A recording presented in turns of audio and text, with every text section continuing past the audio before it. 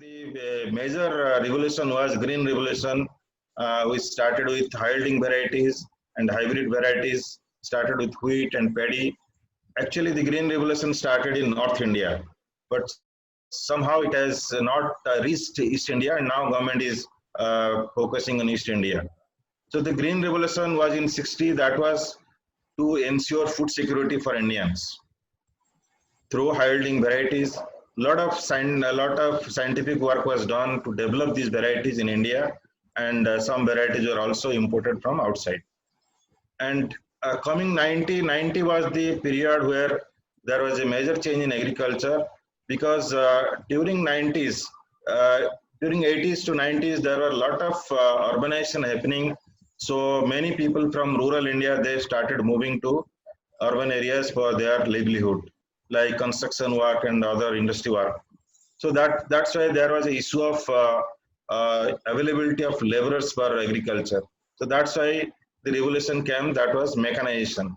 So there a lot of mechanization happened in India. And initially, it was thought that in East India, where the farmers are very poor, very low land holding, the mechanization may not come to East India. But surprisingly, you will find East India has also done well in mechanization. So 90s was the year of mechanization. Then coming 2000, there is this era is called precision agriculture. That time, the scientists, they were working on targeting yield. They were advising crops with a targeted yield and with targeted market, which crops to be grown in which area and what should be the yield for that crop, so that they developed some mechanisms that to get a particular yield, what are the inputs farmers should use.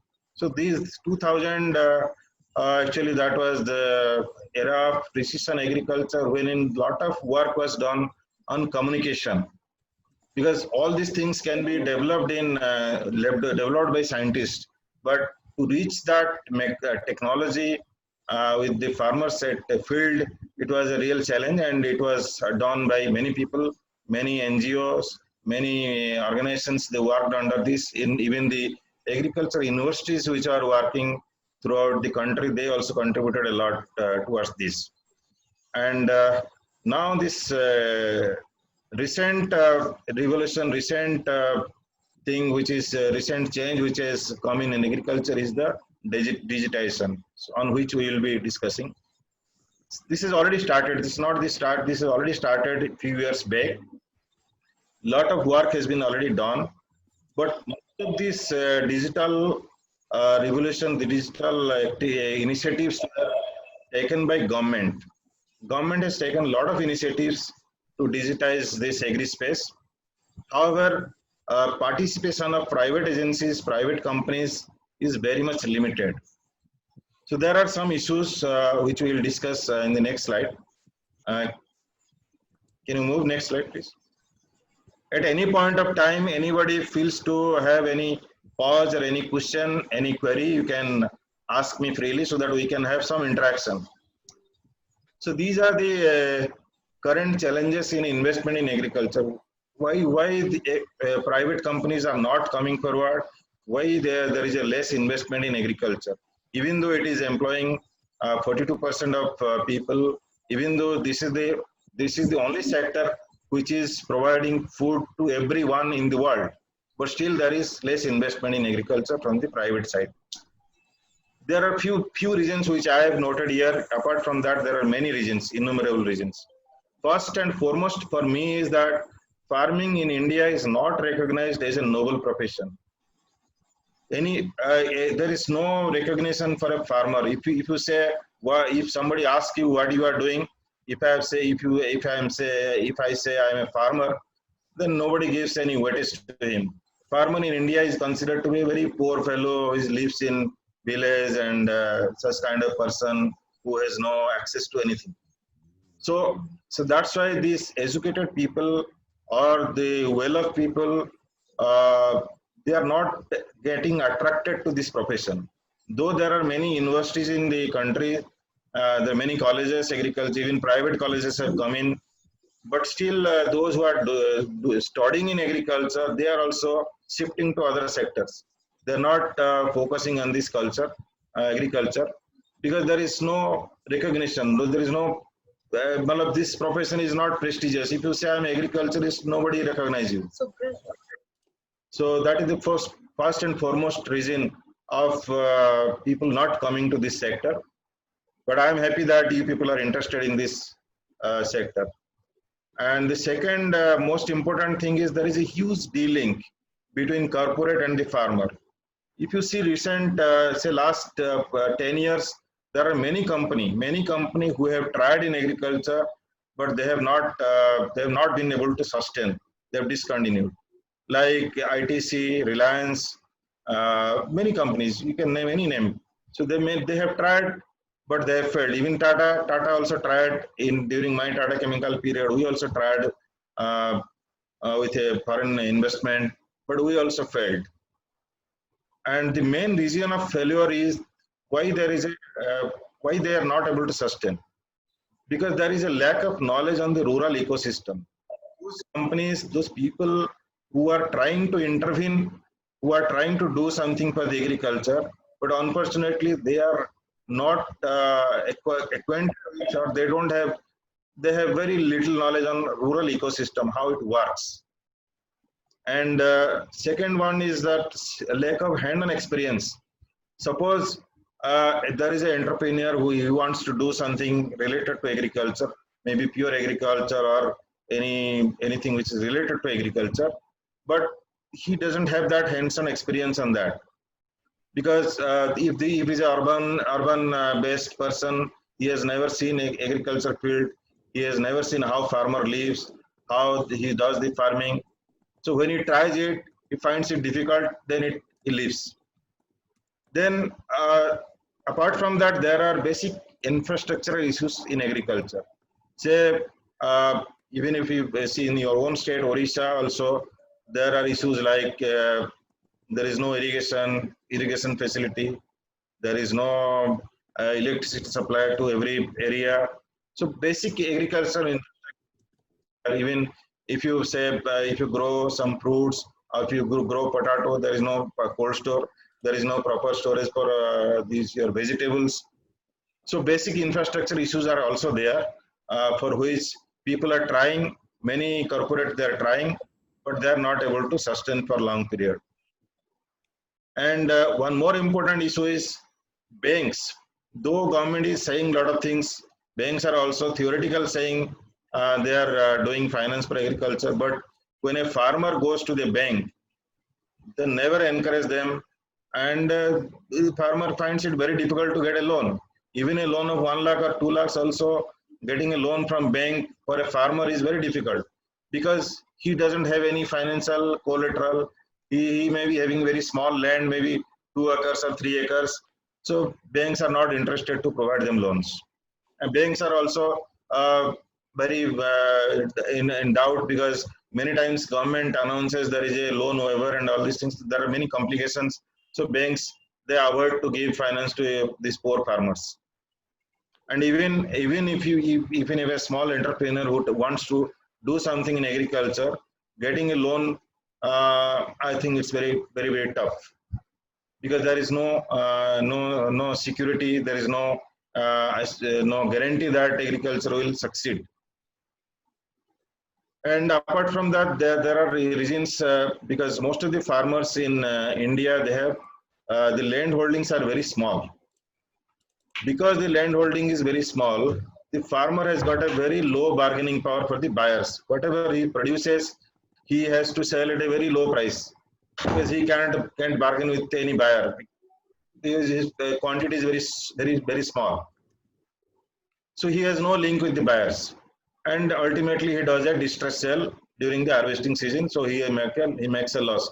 Officially or by government version, he is making 50% profit. Government is saying we have given MSP for most of the crops, and we are ensuring that if he invests 100 rupees, he should get 150 rupees.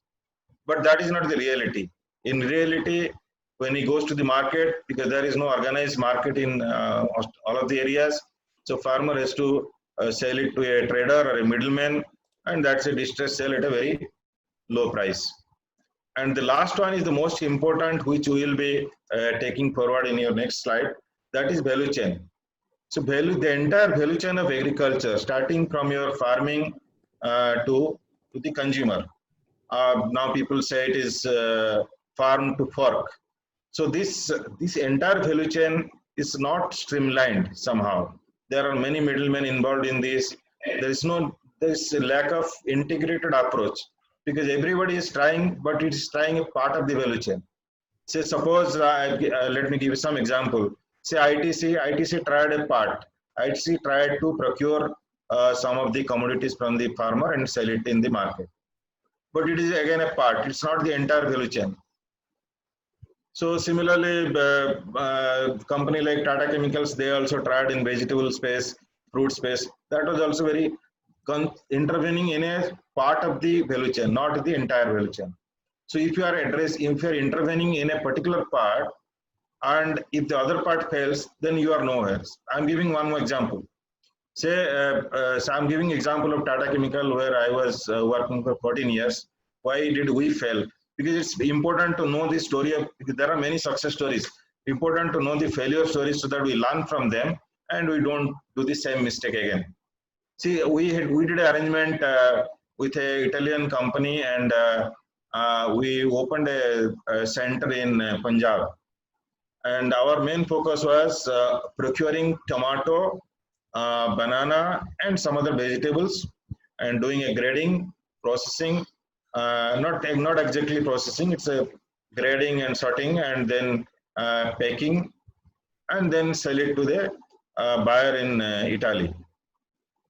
And we have some sales center, local sales center. But unfortunately, when we tied up with the farmers, during the time the producers were harvested, commodities were harvested. That time, another farm came and they offered a better price than they bought it. Because the norms in India, when you do a contract farming, the farmer is not bound to sell you. He is free to sell it to others. Even if you have given everything, you have given all inputs, all advice, everything you have given, you had a tie-up with the farmers, but he is free to sell it to others. So our system didn't work. So after 2-3 years, we had to discontinue it. Can you go to the next second? So that's it's very important. Whenever you are intervening in value chain, you have to see it from the totality, not a part of that. So these are some of the things very important to know, that what government is doing in agriculture in terms of digitization. So these are very important leads which will give you, I think, a lot of information, so that if you are interested to invest, or if you are interested to do some enterprise, where we should focus. The first is government. After many years, they have been able to digitize these records, land records. In many states, still some states are lagging behind, but many states this has been done. And recently they have done digitization of mandis, digitization of agriculture mandis, and they're in the process, and 50% is already done. Out of 7,000 mandis, 50% of the mandis they have digitized, they have linked to a portal. Then Kisan credit card, there's a lot of progress there. They have given Kisan credit card to more than 12 crore farmers. So so this is all very exciting data, and it is really interesting to see all this. If you could throw some light on how this data can be used by the entrepreneurs to build enterprises, we would be really interested in knowing. Absolutely. I am going to that stage only. So these are the information from where we can get where we can invest, or where we can build our enterprise. One is a Kisan credit card. Then you can see Aadhaar card. Aadhaar card of farmer has been linked to bank account. Subsidized fertilizer sale. In India, whatever fertilizer is now getting sold, the entire subsidy process has been digitized. Every bag of fertilizer which a manufacturer is making and selling to farmer, it is entering to the IFMS portal. So likewise, there are many things. Next, Sekar, next slide. Yeah, these are some of the process already they have done partially, and they will be doing very soon. Like demographic details. These demographic details, if it is linked to geographic details, this will give us a great boom to our industry, because you will get everything in your tip. Then soil health data. Actually, for agriculture, soil is very important. And nowadays, this fertilizer sale is done through a machine that is called POS machine, which is available in the retailer space. But the going forward, they will link that soil health of that particular farmer to this POS machine, so that any farmer who comes for buying the fertilizer, he will be able to know what fertilizer he should buy and how much he should buy. And agriculture production and productivity details, they are also getting digitized. They are putting it to government portals. And as I said, Mandi work is already going on. 50% Mandis have been digitized, and the rest 50% is going on. Next slide. So these are only information which are readily available.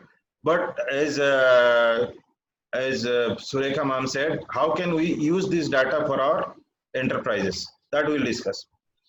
This is very interesting to know, this digital reach. As of now, you can see India has progressed very well in terms of digitization, and most of the people are having smartphone.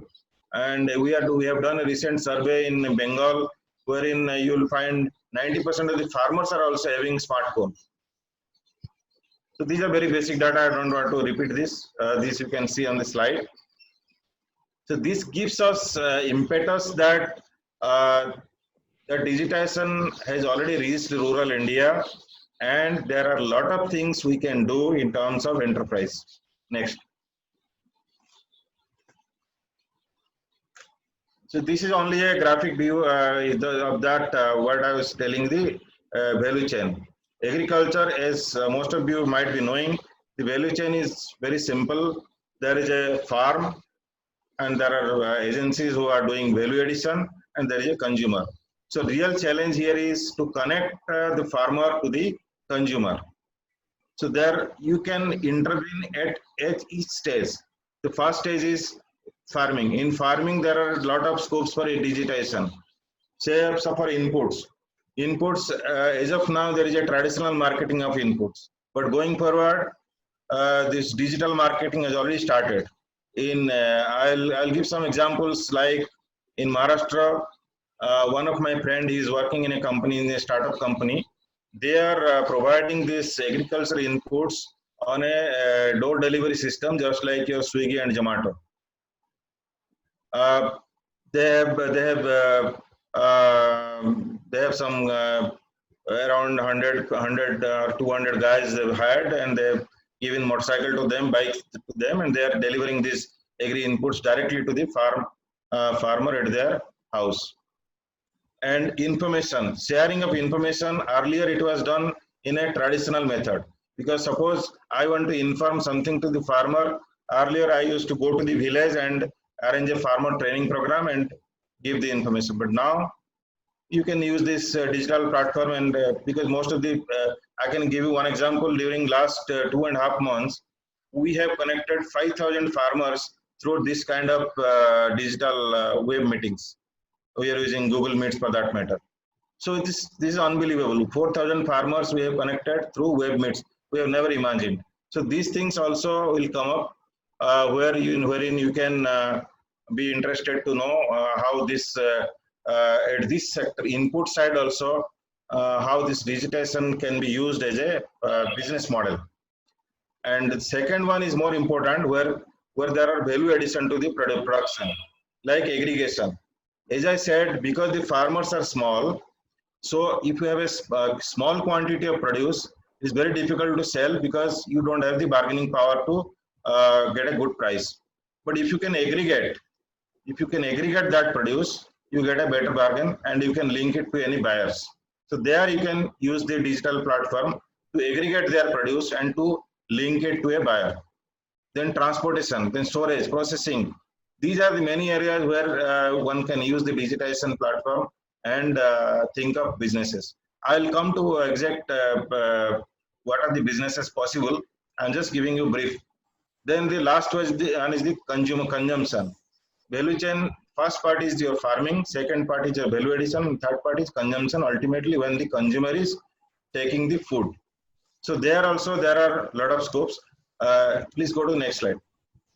So just once before we go to the next slide, a couple of examples on how risk mitigation can be done through digitization. I'll give you one example. I'll give you next slide is one example. From there you will get many clues how this business, the entire value chain can be integrated, and how you can define your business in which sector you want to be.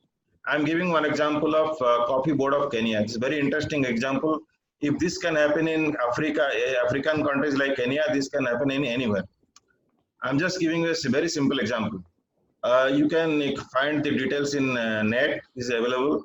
There is a coffee board in Kenya. It's a government-owned coffee board. What they have done is they have digitized the entire value chain, starting from plantation to the consumer.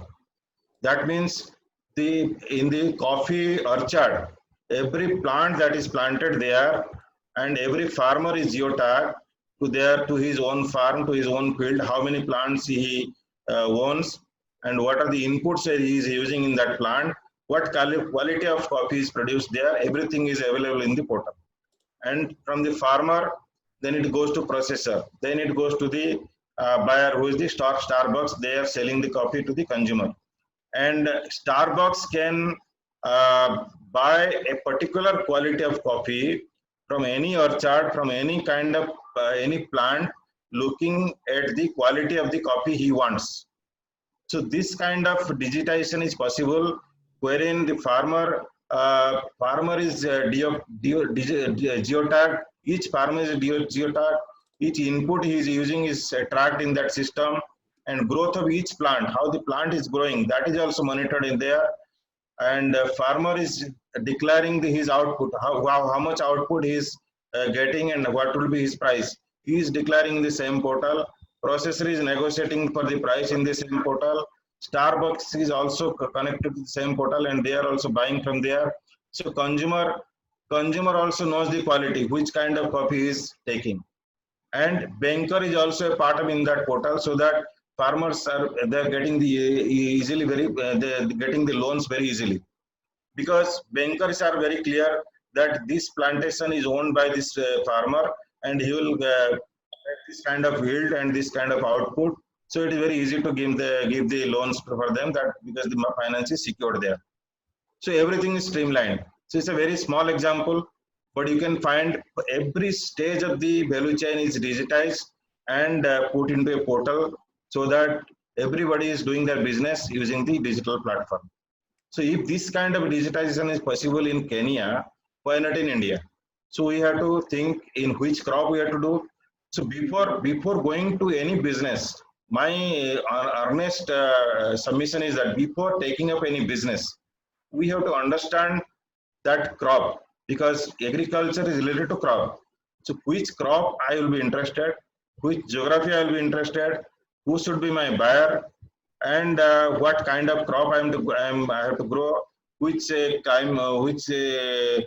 climate is suitable for that crop, which soil is suitable for that crop. So those basic knowledge, that ground knowledge is very, very important. Otherwise, you can start business in any sphere, but it's very difficult to continue for a long time. So that's why it's very important to know the crop, to know the farm, to know the buyer, to know the everything, every details before taking any step. Next. Any question on this coffee board example? Sir, I'm just checking, sir. Yeah. Yes, sir, we have few questions. Shall we take, or shall we take it at the last, sir? We can take now also. Okay. So so it's asked by Ghazal Khan. Yeah. He's asking, how does the quality of coffee adjudged without going there? Can you repeat it? I didn't hear. So how does the quality of coffee Yeah. adjudged without going there? Yeah. See, the quality has to be adjusted by certain parameters. For any product or any crop, the quality has got certain defined parameters. Say, for coffee, there will be size, there may be color, there may be I don't know exactly what are the parameters, but for any crop, the parameters are defined and they are fed into the system. So whenever the farmer is taking the output, he is entering all those details there. So the buyer can get all those details from the site itself. So you can take any more example. Say, for example, maybe any fruits or any vegetable for that matter. So there are quality parameters which are already defined. Any buyer, they have to set that these are the parameters I want. Say for tea. So for tea plantation, there will be parameters like what should be the moisture percentage, what should be the color, what would be the processing method, whether it is green tea or black tea or what kind of tea. So for every product, every crop, every product, there are parameters defined. So for those parameters, there has to be input from the farmers.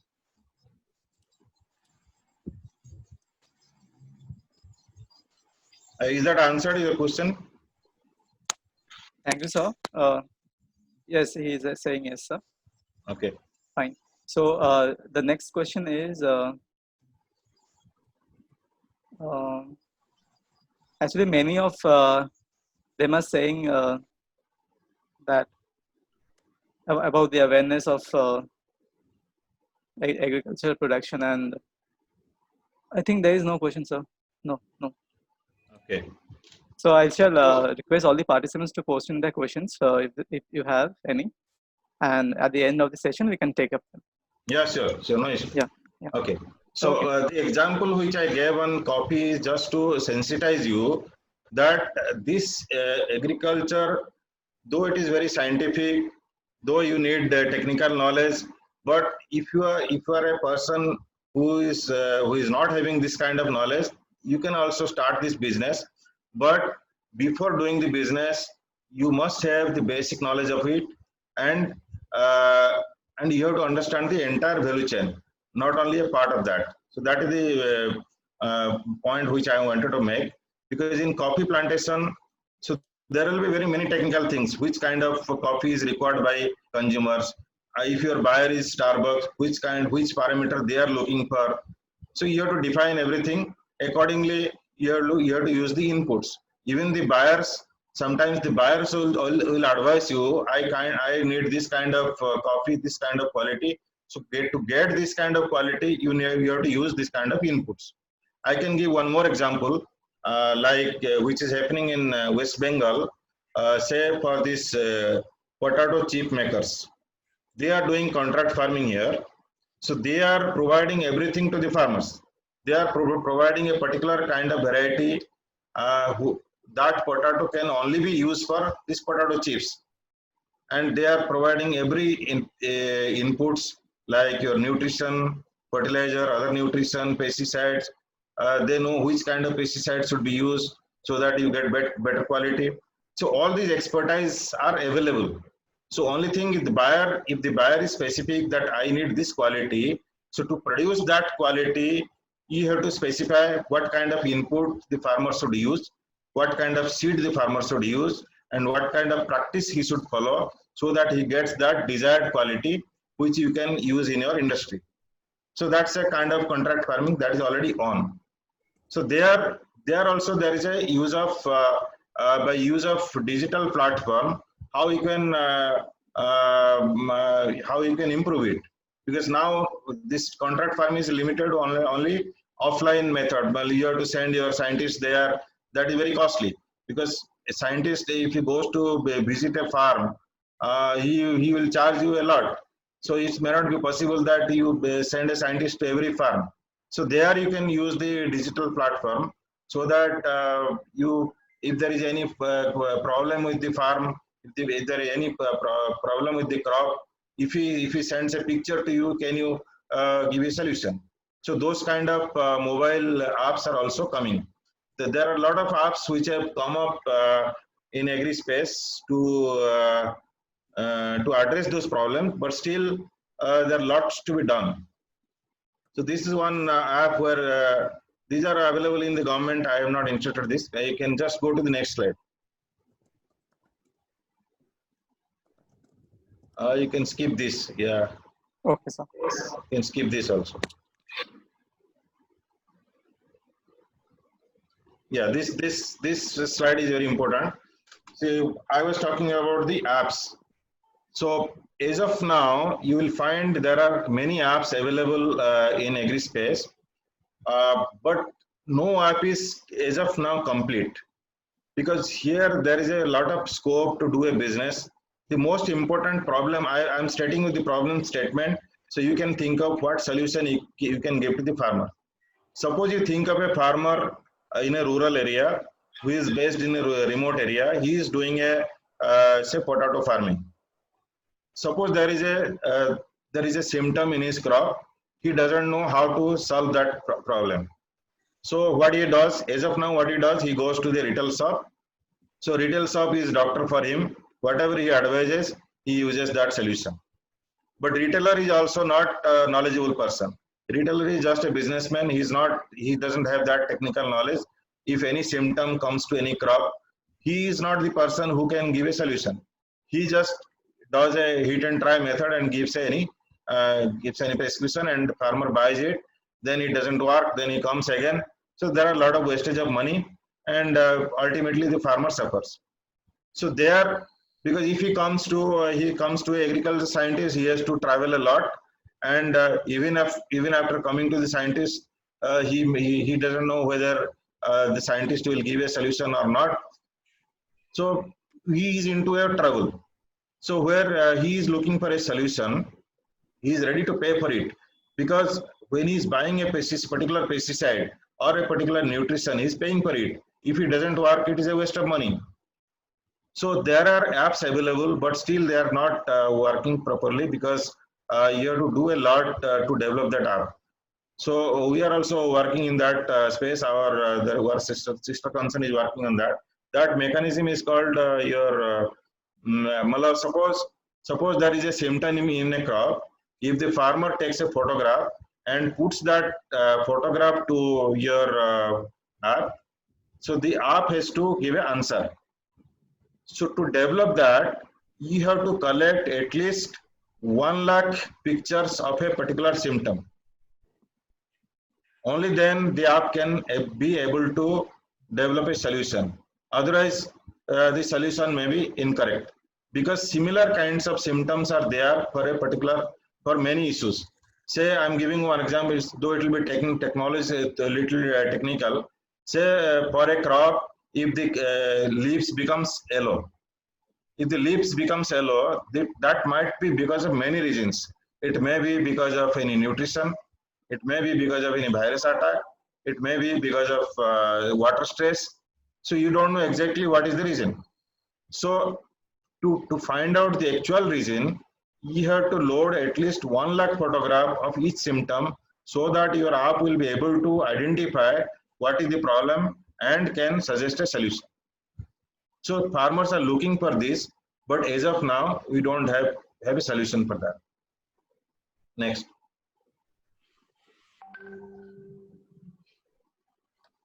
And this is my last slide, then we can go for discussion. Okay. So what data to data for what? I think I don't have to explain this. This is very simple. Earlier the question was what data we need, but the current challenge is we have a lot of data, but we don't know how to use that data. So there are a lot of information in agriculture. There are a lot of apps which have developed, but they exactly don't know which problem to be addressed in which way. So there are issues. There are many challenges in agriculture which can be solved through digitization. But what I said in the initial statement is very, very important to understand agriculture first, to understand the farm first, to understand the ecosystem of the rural India, to understand how the farmer lives, I can give you one example.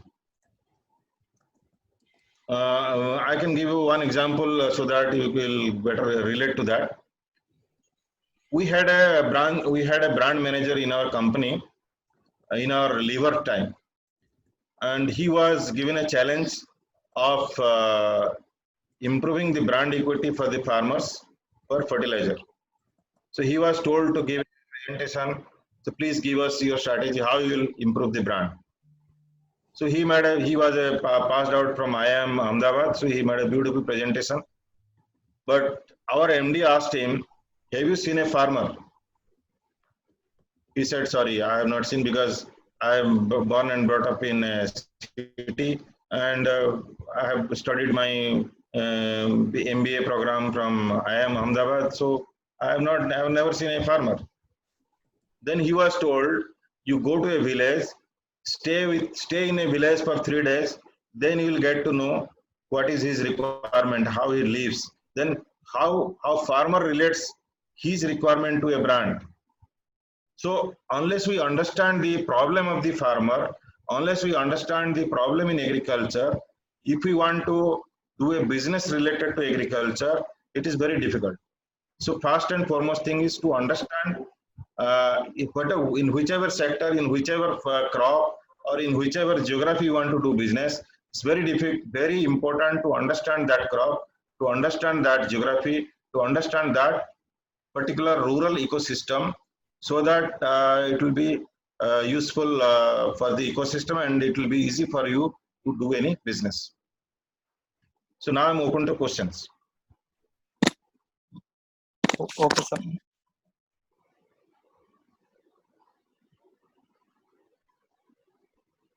So, so the next question is, sir, for dragon fruit, many are Yeah. willing to grow, but the main problem is the marketing. So there is no strategy for the marketing and product. Who is this? The question is not clear. So actually, he's wanting to ask for dragon fruits. Yeah. Many are willing to grow, but the main problem is the proper market, and the marketing strategy for the market product is not there. Okay. See, dragon fruit is now popular in cities, particularly for the high-end customers. Okay. So if you want to grow in dragon fruit, you can do that, but it has to the farm has to be close to a city. Otherwise, it will be very difficult to sell it, and that too is in the current context. Well, these hotel industries are struggling. So I won't suggest or I won't advise to go for this dragon fruit crop as of now. But going forward, that's a very promising fruit that fetches good price. But as he said correctly, there is no defined market for that. This is only high-end market, only niche market. Only the 5-star hotel or 4-star hotel they would buy. Normal public, they hardly buy dragon fruit. So you have to be very careful to take up that crop. Before taking that crop, first you have to be see any new crop or any exotic fruit or any exotic vegetable you grow. Before growing that, you have to be very sure of the customer demand. So you can grow vegetable, you can grow dragon crop near to a big city, not any other place. Thank you, sir. So, but as I said earlier, you grow any fruit, but first you have to understand the technology, the technical part of it. Whether dragon fruit can be grown in that particular soil, if that soil is suitable for that crop, that also you have to study first. One side is the customer, the other side is the soil. Soil and agroclimatic condition, is that suitable for that crop? yes, sir. Thank you, sir. So the next question is by Dr. Mahesh Patil. Yeah. He's asking, he has a agri product. He deals agri products like vegetables, fruits, and milk.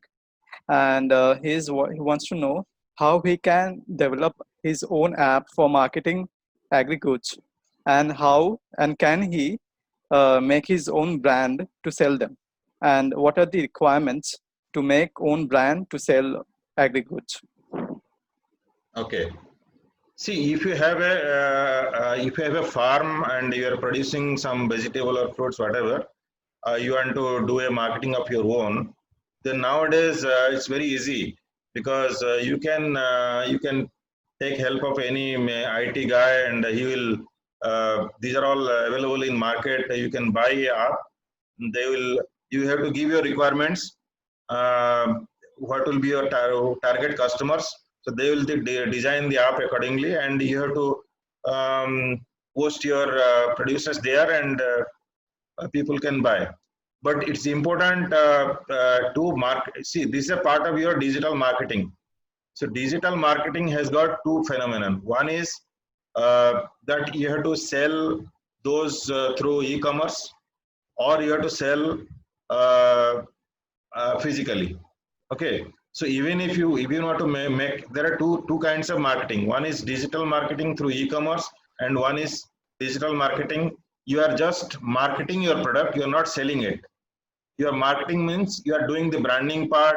You are communicating to the customers, and again you are selling it to the organized retails like your Big Bazaar or any Reliance Smart or something like that. So you have to choose either one or both of them. So either through the app you can do the marketing and sales both, and second part is do the marketing part through your app and sales through the retail outlets. So there are two options. Okay, sir. So the next question is And just yeah. to add, Yeah. my suggestion would be to start with because both marketing and sales through the app is very difficult to start with, because to popularize that app you need to advertise, because people will not know about your app or your company. Yes. So it's better to have an app and connect it to any social media like Facebook and other things, so where you can popularize your app. Through that app you just advertise it and sell it through other e-commerce portals and retail outlets. Yes. So, sir, Yeah, the next next question. question. Yeah, the next question is for collecting the photos of the crops to develop the app. So, do we need to collect detailed information of the crop like ecosystem, geography, etc.? Yeah, it's important because every crop has got several stages. See, so you have to cover the entire stage. Say any crop, say vegetable crop, normally has got a duration of say 3 months. So during 3 months, there will be some different stages. At different stage, there will be different kind of disease, different kind of pest attack, or different nutritional disorders. So you have to, if you want to give a solution, you have to cover that crop from start to the end, from the seedling stage to the harvesting stage. At every crop, you have to take 1,000 photographs. And of course, that geography is important because the solution will also depend on the kind of agroclimatic condition it is grown.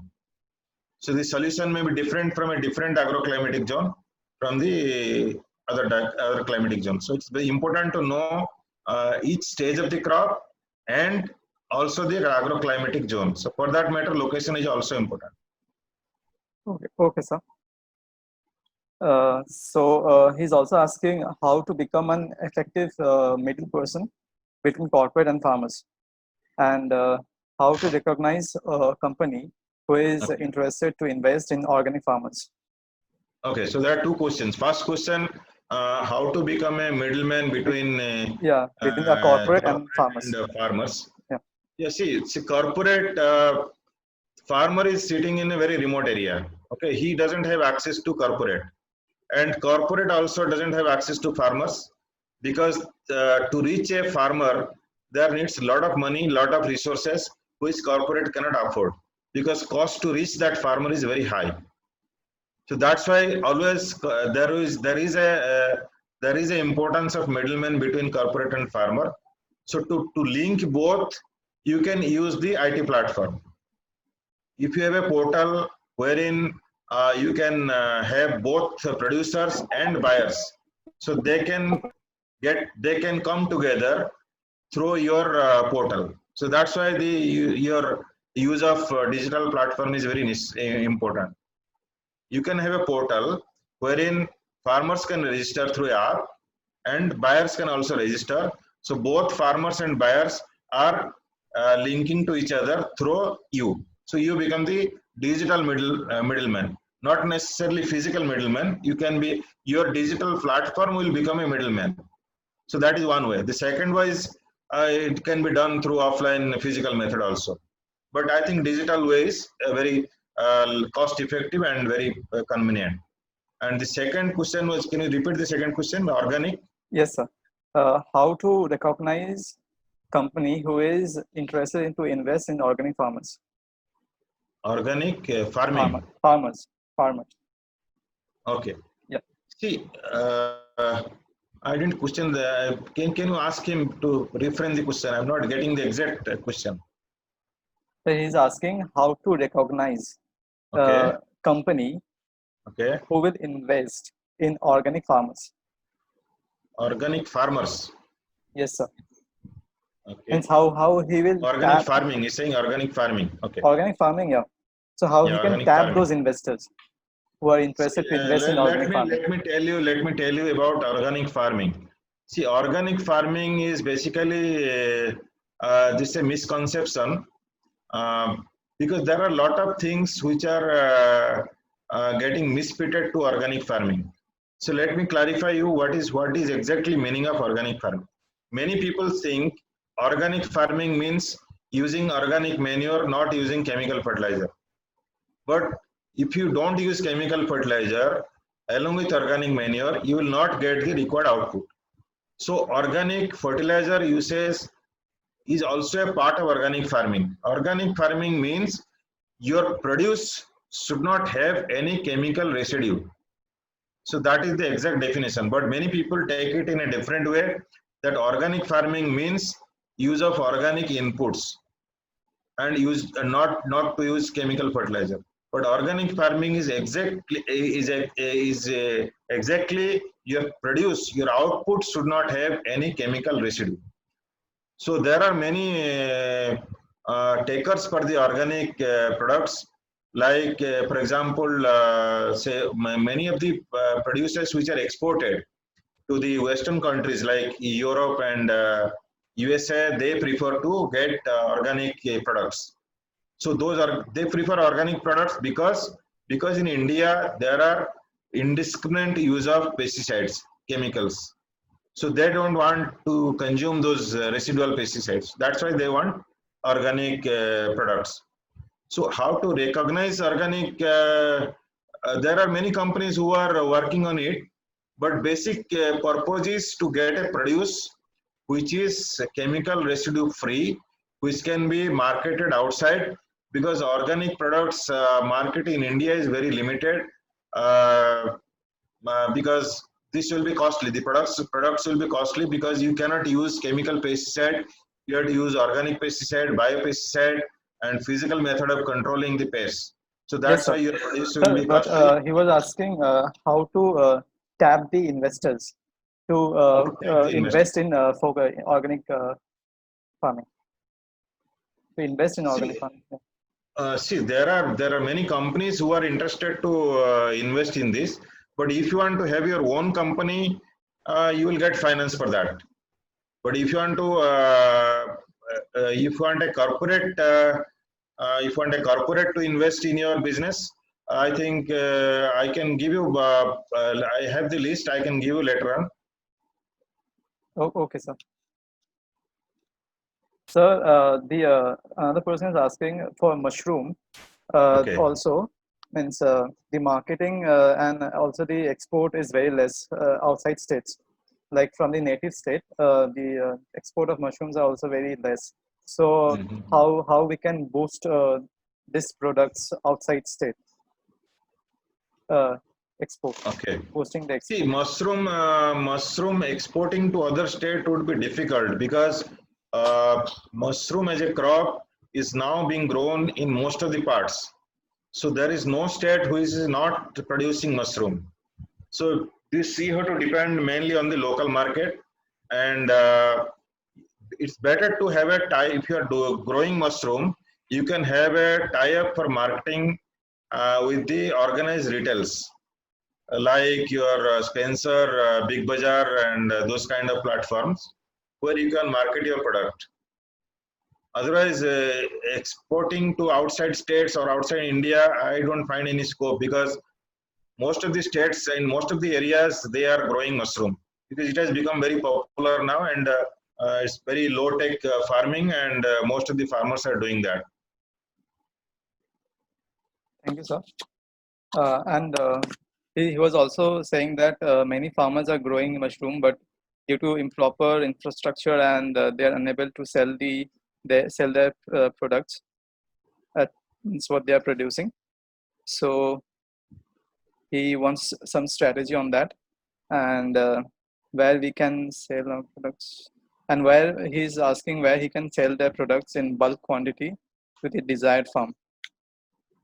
See, as I said, selling in bulk quantity is only possible if you tie up with both organized retails and some of the e-commerce portals.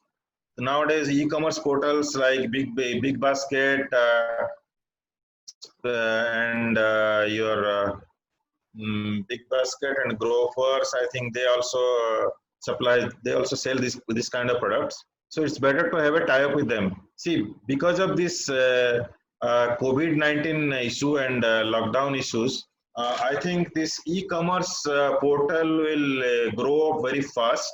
So for any product for that matter, maybe mushroom or anything which is used by consumers, so people are now preferring to buy through the e-commerce portal rather than going to the market. So it is better to tie up with such portals who are into this marketing. Okay, sir. Thank you so much. There is another question, sir. Instead of fully depending on the crop apps to identify a disease-free crops, one can develop a disease-free crop from tissue culturing, where this technique can enhance the agriculture produce with no seasonal variation and can develop a free chemical residues in a short span of time as well. Will that be relevant? Yeah, that's absolutely relevant, but that cannot be done in a mass scale because see, you have to develop a variety which is disease resistant or pest resistant. Okay, but you have to remember that the disease pathogens or the pests, they are also very dynamic because this work scientists for last 20 years are working on this to develop this kind of disease resistant and pest resistant varieties, and they have done a lot of works on that. There are a lot of improvements on the disease and pest attacks. There are many varieties who are disease resistant and pest resistant, but the challenge is once you develop a variety which is resistant to a particular type of pest or particular type of disease, but that organism, disease causing organism or the pest, they are also getting mutated. So there are different kinds of types of organism coming in which are again attacking that crop, making new disease. Like for example, the best example is the COVID-19, because this COVID-19 is also getting mutation.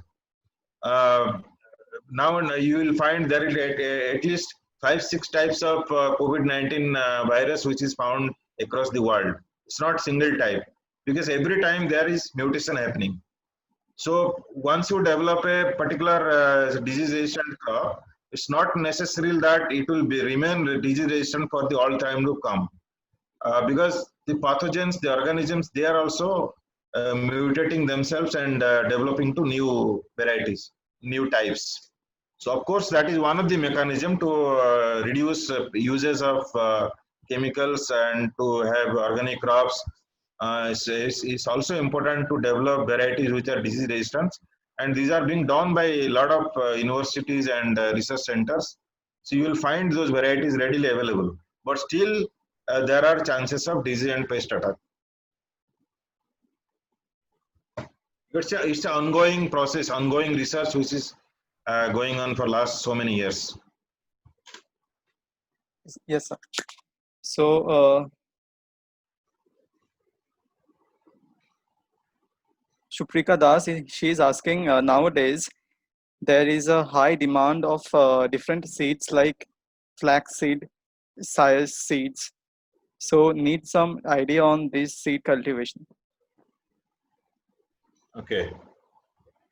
So see, any kind of these are you have to remember this after this COVID-19 attack, now the demand will go for products which are boosting your immunity, or which is because people will become now more health conscious. So your agriculture will also be oriented towards that, and all the entrepreneurs like you people, you have to also focus on those kind of crops which will be giving produces which will provide immunity, and which are a little bit of health related products.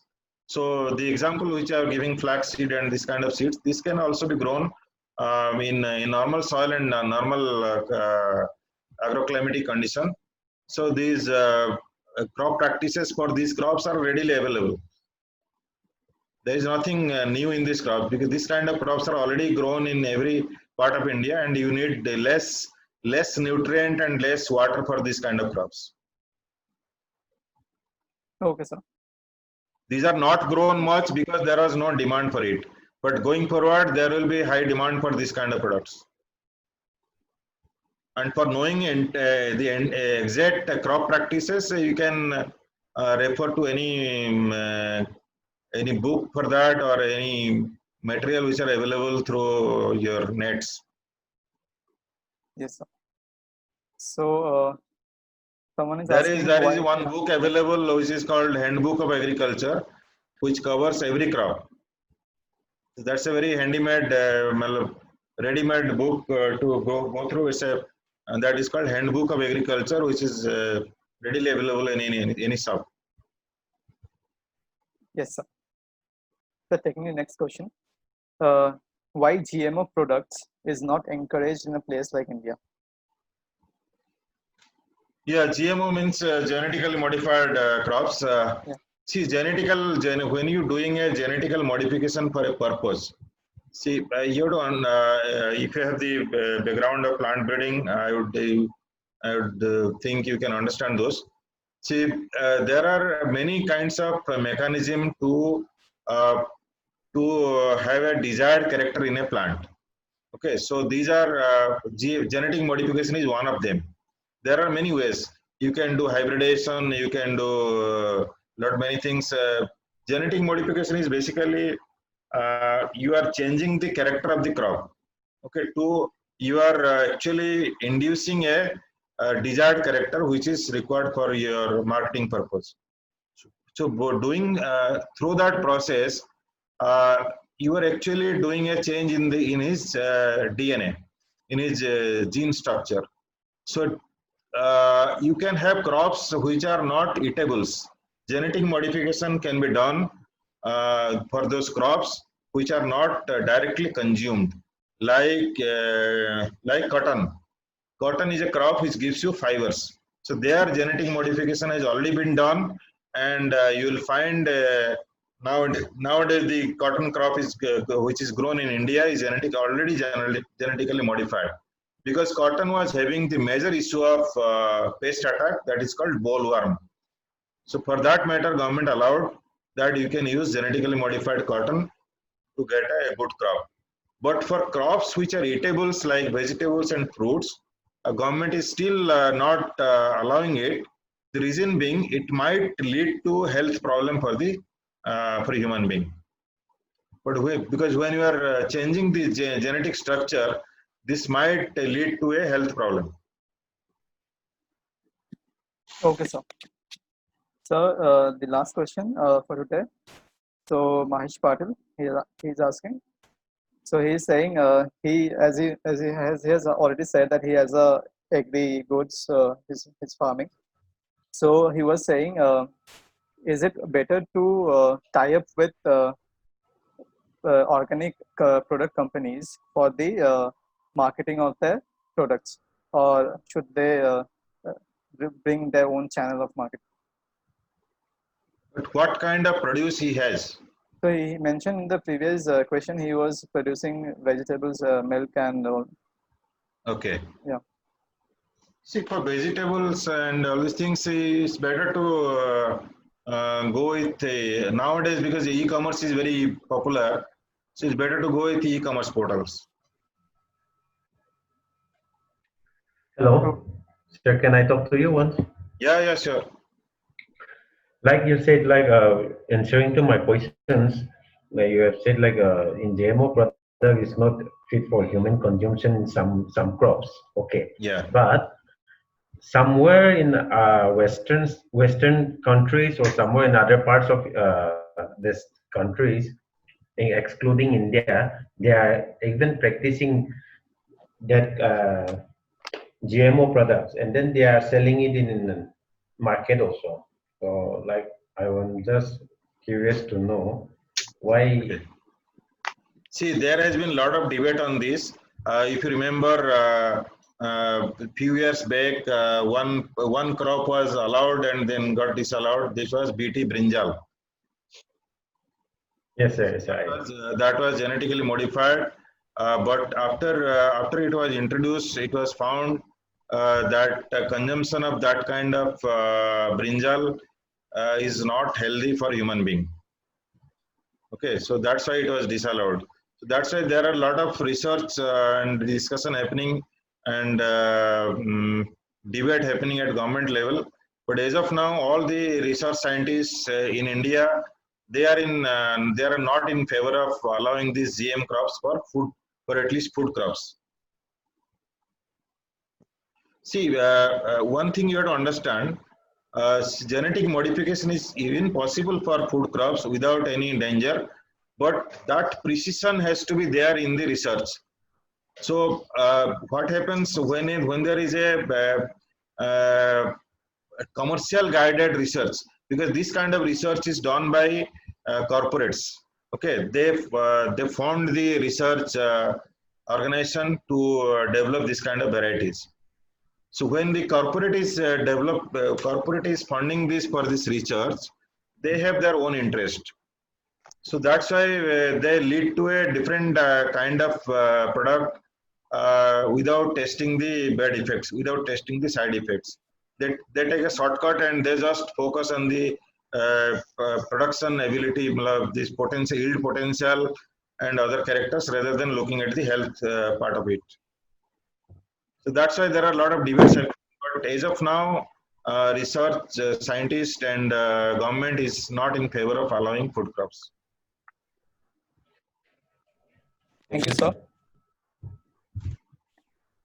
So the last question for the session. Yeah. So this person, they are producing local banana chips, and Okay. so they want suggestions on commercialization of this product. Sir, let me, in support of his questions, we are from Nagaland, okay, sir? So Okay. in support of his questions, like I want to know, like all the banana chips products, all that that comes from outside Nagaland, okay? So like Okay. we want to commercialize it. So what will be the best way to do that? See, I think I can give you one example. 10 years back, I was in Gujarat.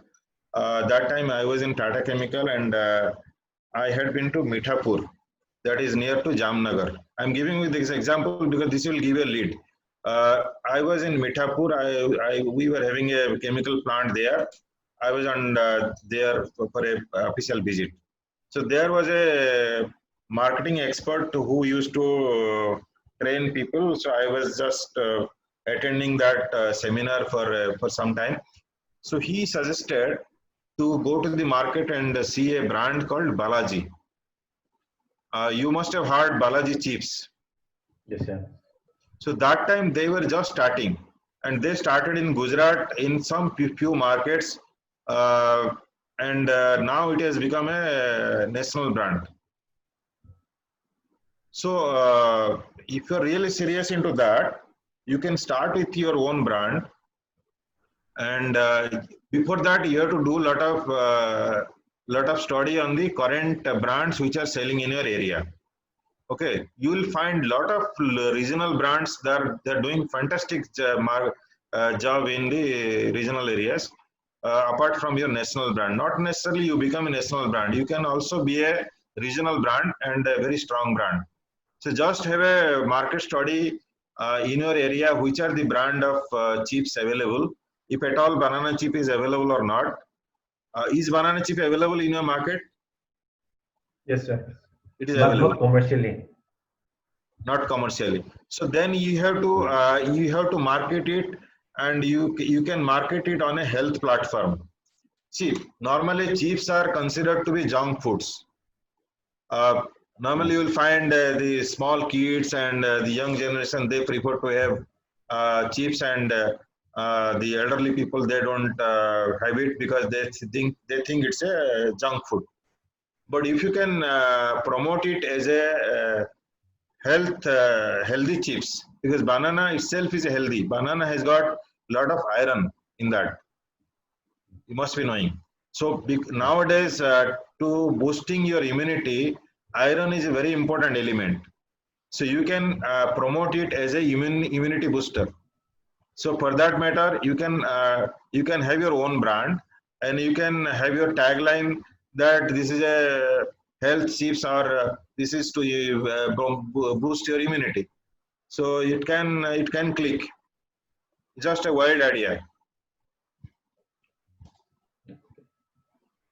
So my suggestion will be to have a market study first. Have a study which are the brands available there, and what is their price, what is their packaging, what it is 10 grams, 20 grams, 30 grams, whatever. And accordingly you have to do your packaging, because packaging itself is a strategy. I can give you one example. Say, so there are chips available which are of 20 grams, and there are chips available which are 15 grams. So normally people don't see at the weight, they see at the packet. They will ask you whether this is 10 rupees, somebody will say this is 15 rupees and 10 rupees. So hardly you will see any difference in the size of the packets, but the weight will be different. So it will be a strategy. Packaging itself is a strategy. What should be your weight of each packet? What should be the design of your packet? What should be the size of your packet and color of your packet? So everything is there is a strategy involved into that. So marketing is not very simple thing. Marketing is a very difficult thing. You have to do a lot of research for that. So my idea is that you can have a local brand, and you can promote it as a health chips, saying because iron has this banana has got iron in this. Then come next, food licensing, right, sir? Licensing is very easy nowadays. So nowadays government is very smart. They are doing very smart. This even during this lockdown period also, government has given a lot of permission on simply on mails. So government that way is very much progressive now. Both state government and central government, they're very progressive. They're becoming very industry friendly. And post this China thing, I think government is now promoting this Indian entrepreneurs. So are you getting license? I don't think it's a very difficult job now. But see, for brand, you don't get a license. Brand, you have to just register. You have to apply for a registration. Yes, sir. Actually, the good thing about our product is like we don't have we don't add any preservative, and locally and it's purely organic. So the taste, without adding any preservative or any taste additives, the taste itself is very sweet. So like we want to produce in near futures. That's why We You are need in to which answer place? Meghalaya. from Nagaland. Okay. See, I have got a suggestion for the entire group. Saikat, how much time you have? Sir, we are actually out of time. So we Out can of take, time. we Okay, can, I'll yeah, take only 2 minutes. yeah, yeah, I yeah. will take only 2 minutes. I have Okay, got a sir. suggestion for those people who are interested in real agriculture, which is related to industry. I got this idea from my friend that going forward, as I said, the demand will be for the products which are related to health, related to your immunity. So a crop which is going to click very soon, that is called aloe vera.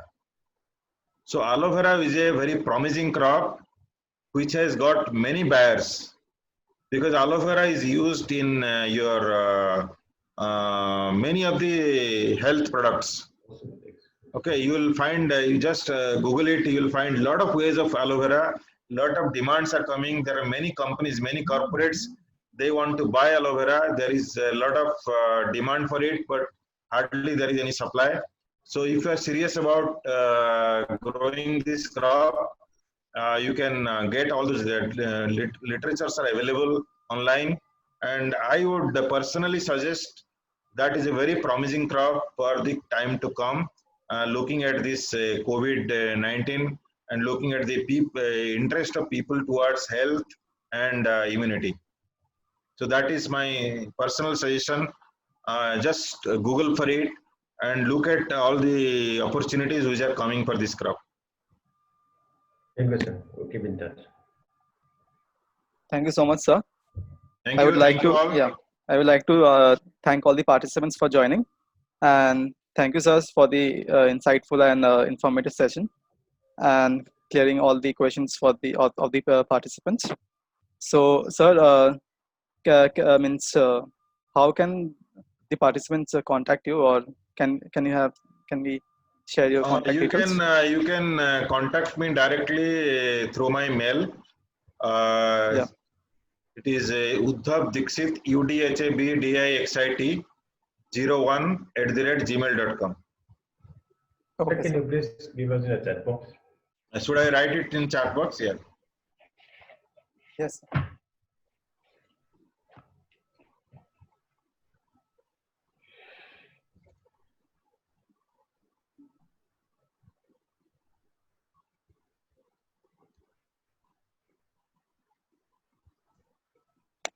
Participants, you can also mail Kit TBI, and You we can can come through yeah, we can Saikat also, or you can come can directly through we can my just mail. connect you with the speaker, and we can Yeah. share. Yeah. So it was really nice talking to you people, but I couldn't see any face. Only I could see Dr. Moyes. So next time I would suggest have a better session with better interaction, and have a So visibility on the. actually, when we switch on our videos, so the internet bandwidth goes down. So there is a Okay. lag in Okay, the that's video. okay. Yeah, Yeah. because That's why we when prefer you yeah, see face to face, it looks it lively. feels good for Yeah, all. yeah. Yeah. Yes, sir. Yeah. So anyway, thank you all. Thank you Thank all you, for sir. your patient hearing. So I think whatever I have tried to give you some information which will be useful for you all, and because one session is not sufficient for everything to clear. So for anything, for any doubt, for any information, you can contact me, and I'm ready to share for this, because we all are working for agriculture. I'm happy that you are interested in this sector. Thank you all. Thank you so Thank you, much, sir. sir. Thank you, sir.